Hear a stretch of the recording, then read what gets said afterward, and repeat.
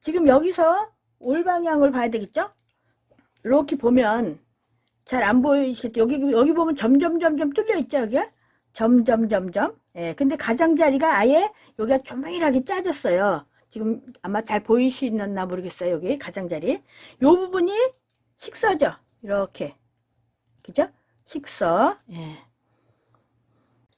이 옷감을 그 방직 공장에서 옷감을 짤 때 요 가장자리에다가 이렇게 탁 눌러놓고 짜기 때문에 이렇게 구멍이 있어요. 그래서 가장자리를 풀리지 않게 이렇게 조밀하게 된 건데 옷감이 이게 풀리지 않게 이렇게 됐기 때문에 이거 단단하죠. 자, 예.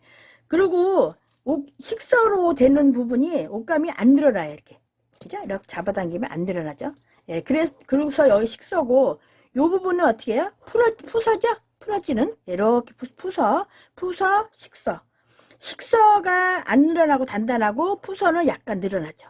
그 다음에 이쪽에 이렇게 사선으로 되는 데는 뭐예요? 바이어스죠? 바이어스는 더 많이 늘어나서 바이어스를 사용할 경우에 신축성을 이용해서 사용하게 되죠. 자, 그래서 이쪽이 식서고 이쪽이 푸서, 고두놀 방향이죠? 고두놀 방향에 식서 표시를 해놓으면 요게 식서 표시예요. 이렇게 해서 식서, 길이로 이렇게 해서 식서, 그죠? 이렇게. 그래서 만약에 바이어스로 자르라 그러면 어떻게 해요? 이렇게 45도 각도 바이어스가 어떻게 정바이어스죠? 정바이어스로 45도 각도로 자르면 정바이어스가 되죠. 이렇게 해가지고 이렇게 자르면 정바이어스 되고, 그래서 우리는 보통 일반적으로 옷을 만들거나 그럴 때 길이 방향으로 식서로 맞춰 자르죠. 자, 그리고 우리가 마름질하기 전에 옷감을 먼저 보면 옷감의 올이 바로 세워져 있나 확인을 해야 되죠. 다른 말로 이 식서랑 이쪽 푸서가 직각을 이루고 있나 봐야 돼요. 올을 바로 세워서 옷을 만들지 않으면 옷이 완성됐을 때 옷이 아름답게 되지가 않죠.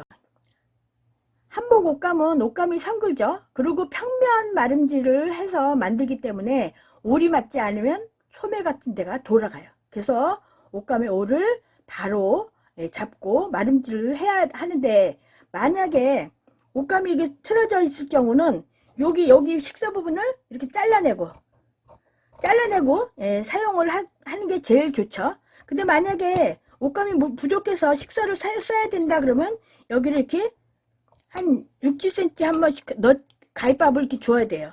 그렇지 않으면 이게 세탁하면 여기는 쫙 오그라들고 여기는 그냥 남아서 완성됐을 때 옷을 세탁을 한 후에 옷이 변형이 일어날 수가 있죠. 그래서 마름질할 때는 여기 식서 부분을 안 쓰는 게 좋다.